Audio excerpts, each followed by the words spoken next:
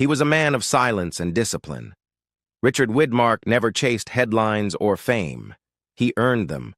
Behind his cold stare and deliberate movements was a man who valued integrity above everything else.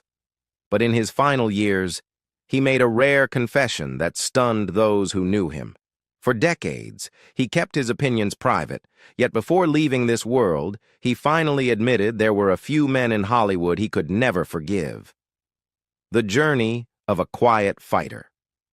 Richard Widmark's story began far from the glamour of Hollywood.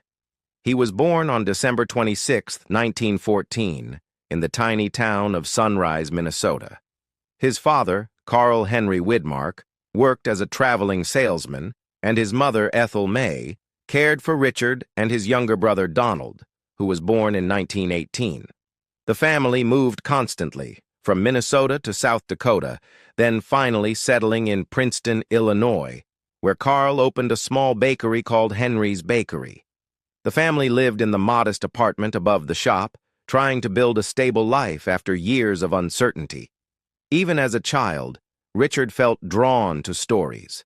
His Scottish grandmother introduced him to the world of cinema. She adored silent Western star Tom Mix, and when Richard was just 4 years old, she would take him to the theater several times a week.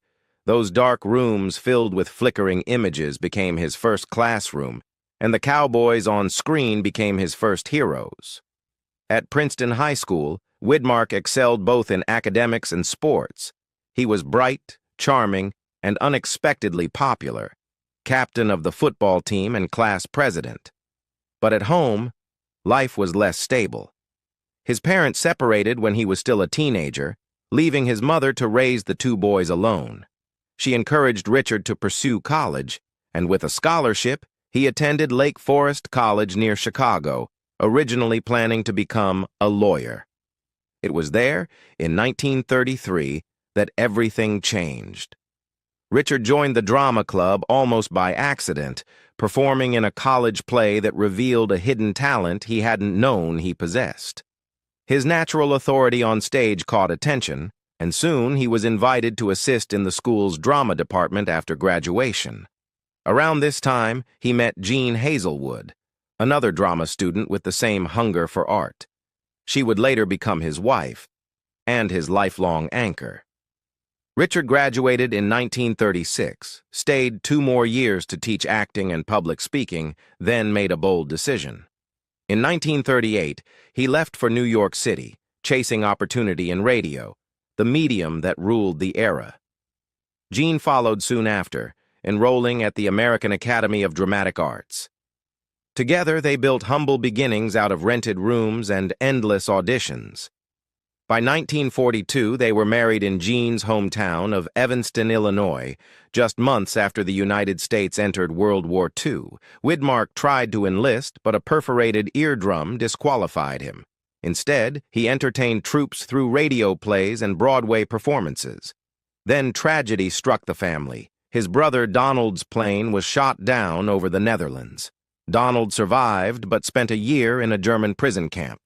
Though he returned home, his health deteriorated, plagued by headaches and partial paralysis, until his death in 1955 at only 37. That loss stayed with Richard forever.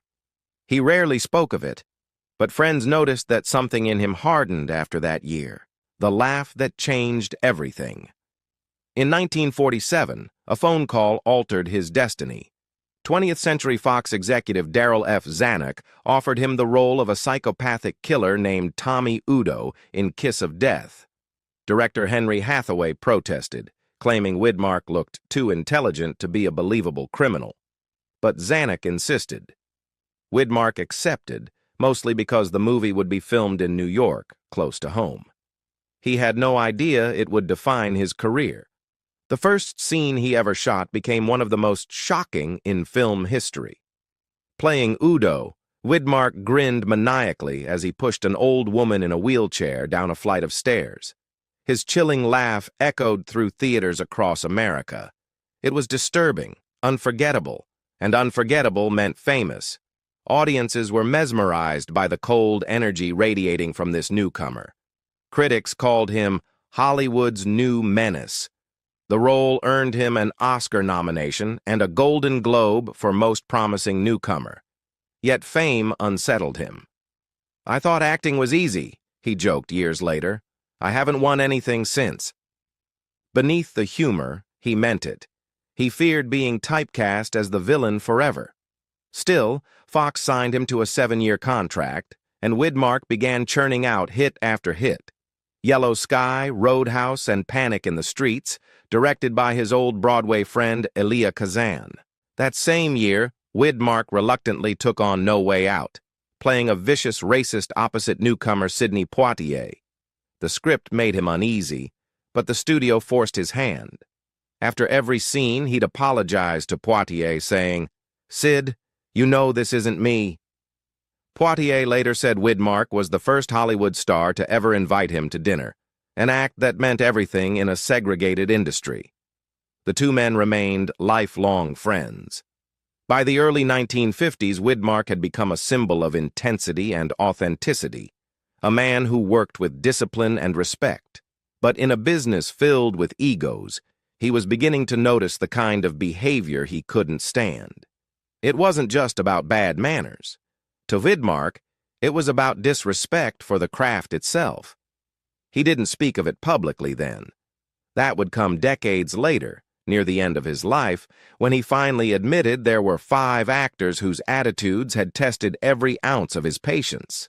Frank Sinatra and Marlon Brando, talent without discipline. By the late 1960s, Richard Widmark had seen enough of Hollywood's glitter to know its cost. He respected actors who treated the craft like a sacred responsibility, but he had no patience for arrogance or carelessness. The first man who deeply disappointed him was Frank Sinatra. In 1968, they worked together on The Detective, a dark police drama that was supposed to merge 2 professional worlds, Sinatra's effortless cool and Widmark's unflinching precision. But from the first day on set, Widmark sensed trouble. Sinatra arrived late, brushed off rehearsals, and demanded the crew shoot quickly so he could leave by evening. He rarely memorized lines, depending on charm and spontaneity to carry him through. To everyone else, it was typical Sinatra, charismatic, untouchable.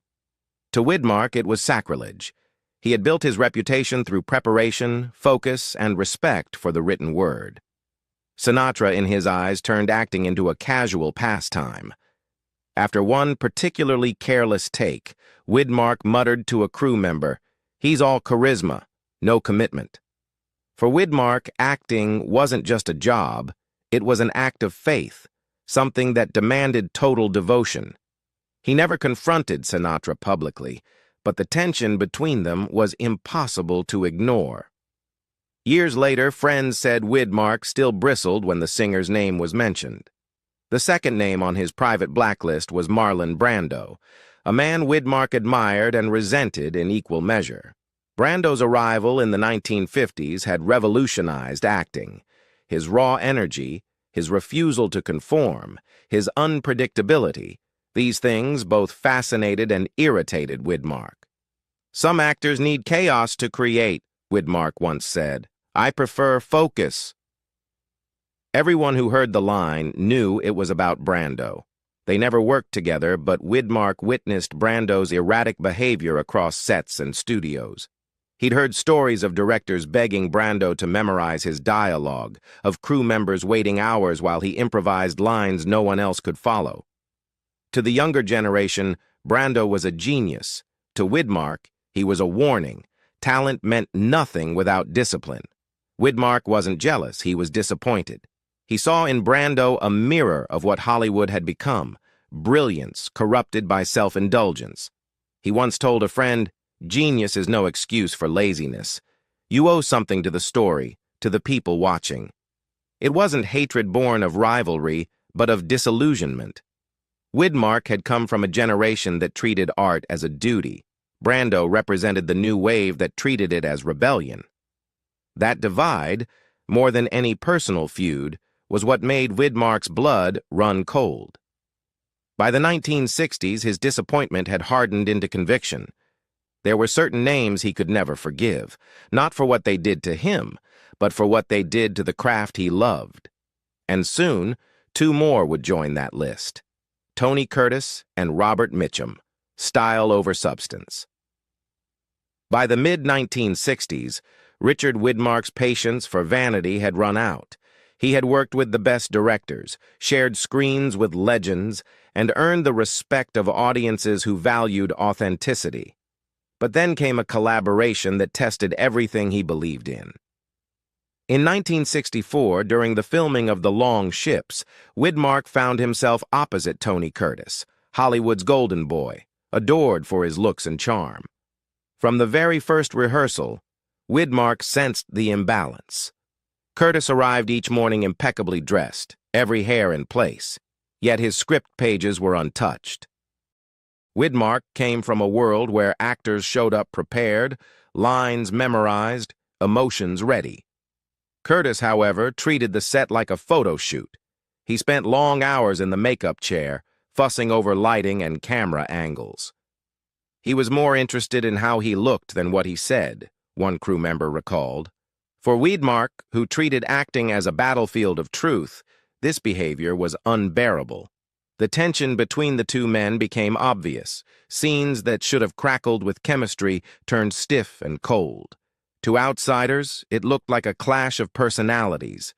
But for Widmark, it was something deeper. He despised pretense, the idea that image mattered more than honesty. Curtis symbolized everything that was going wrong with the industry: an obsession with glamour over grit, attention over art. "He doesn't play a character," Widmark once told a friend in private. "He plays Tony Curtis." If Curtis tested his patience, Robert Mitchum nearly broke it. Mitchum was famous for his effortless cool, that half-smile and sleepy drawl that made him a Hollywood icon. But off-screen, his indifference infuriated Widmark. Mitchum openly bragged about how little he prepared.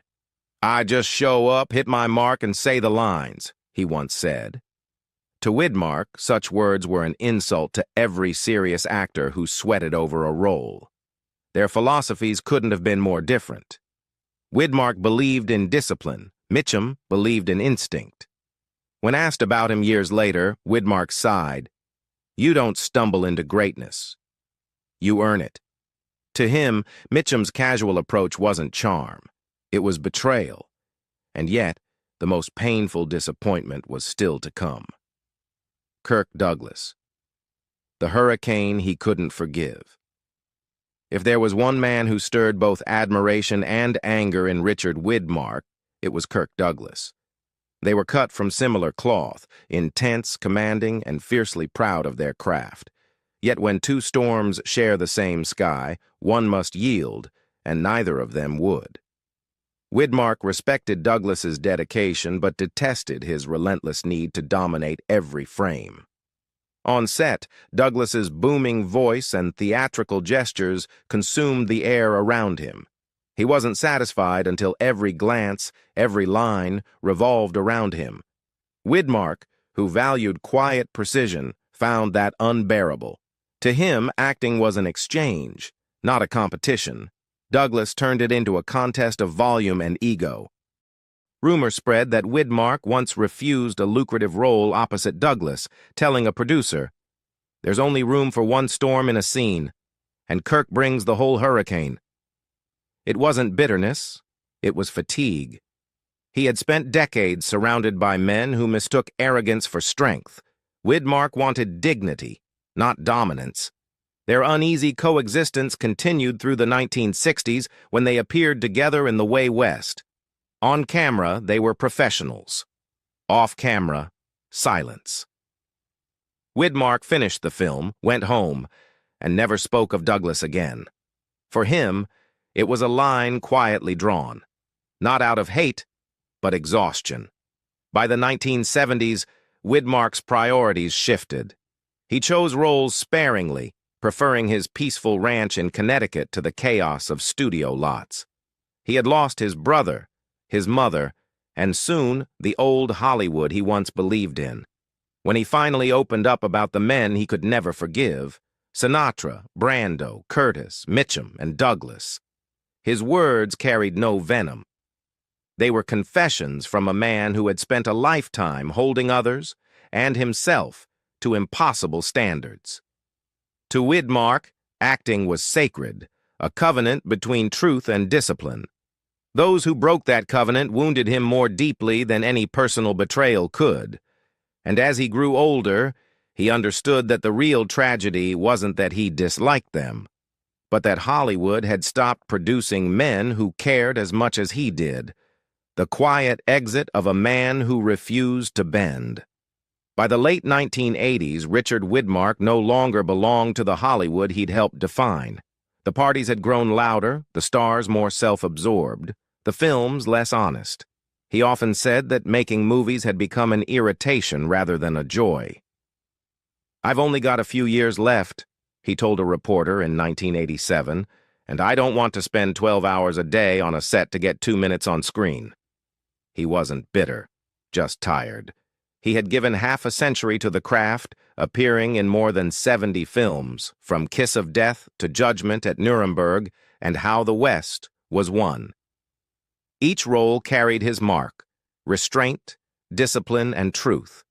Yet the man who had terrified audiences as Tommy Udo was, in private, gentle and almost shy. He loved quiet mornings on his Connecticut ranch, his wife Jean Hazelwood's laughter, and the rhythm of ordinary life far from studio politics. In 1990, his old friend Sidney Poitier presented him with the D.W. Griffith Lifetime Achievement Award. When Widmark thanked him, Poitier replied, "For you, Dick, I would have walked." It was one of the last public moments that truly moved him. That same year, tragedy returned. Jean was diagnosed with early-stage Alzheimer's. From that day on, Richard became not an actor, but a caretaker. He turned down films, canceled interviews, and stayed by her side through every decline. When she passed away in March 1997, after 55 years of marriage, he quietly sold their ranch. "Without her," he said simply, "it isn't home." 2 years later, at 84, he married family friend Susan Blanchard, finding a small measure of peace in companionship. Honors kept coming. His induction into the National Cowboy Hall of Fame in 2002, tributes from younger actors who saw him as the last gentleman of the Golden Age, but his health began to fail. On March 24, 2008, at 93, Richard Widmark passed away in Roxbury, Connecticut. There was no spectacle, no scandal, no final interview, only silence, exactly as he wanted. To the world, he was the man with the sinister laugh. To those who knew him, he was a craftsman who lived by principle and died by it. His grudges were never about ego. They were about respect. For the story, for the truth, for the audience. Richard Widmark's legacy reminds us that talent means little without discipline, and that silence can speak louder than fame. Which of the 5 actors do you think clashed with his values the most? Share your thoughts below, and if you love stories of old Hollywood legends, don't forget to like, subscribe, and join us for the next untold chapter.